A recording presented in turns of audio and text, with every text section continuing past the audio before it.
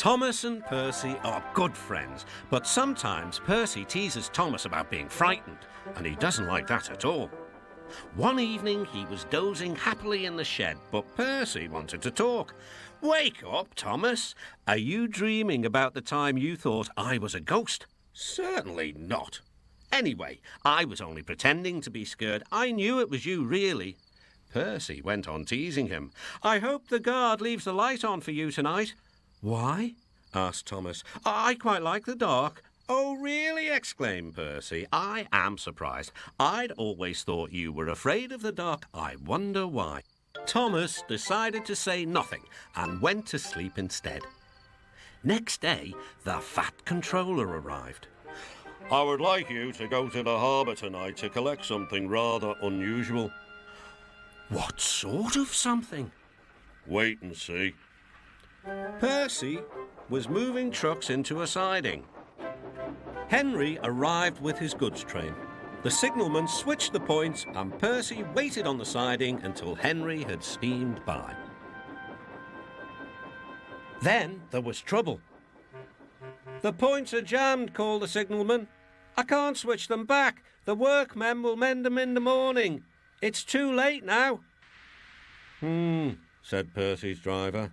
"I'm sorry, Percy, but you will have to stay here for the night." "Where are you going?" asked Percy. "Home for tea," replied the fireman. Percy was speechless. He watched as the other engines went home to the shed. Night time came and Percy began to feel very lonely. "Oh dear," he murmured, "it's very dark." Oh, what's that?" It was only an owl, but Percy didn't realise this. "I wish Thomas was here too," he sighed. Thomas was waiting for his mysterious load at the harbour. Suddenly, there it was.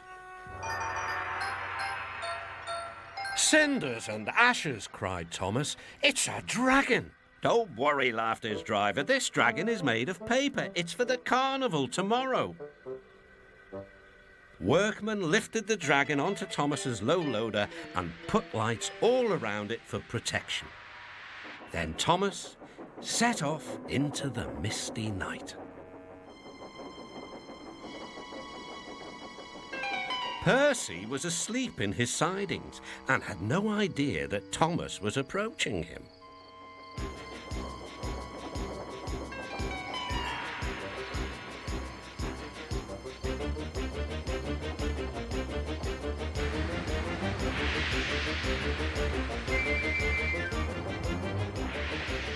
"Help!" cried Percy. "I'm not going to open my eyes until my driver comes."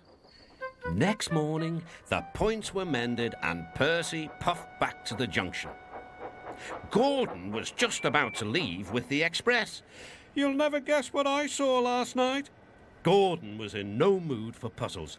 "I'm a busy engine. I don't have time for your games." "I've seen a huge dragon. It was covered in lights." Gordon snorted. "You've been in the sun too long. Your dome has cracked." When the other engines heard the news, they laughed too. "Look out, Percy," chuckled James, "or the dragon may gobble you up." "No one believes me," puffed Percy. "Maybe I did imagine the dragon after all." But Percy soon found out that he hadn't. "Help! Save me!" cried Percy. "It's all right," whistled Thomas, and he explained about the carnival. "By the way, how was your night out?" Percy decided to tell Thomas the truth. "Well, Percy," said Thomas, "maybe we do get scared sometimes, but if we're not afraid to tell each other, then that means we're quite brave too."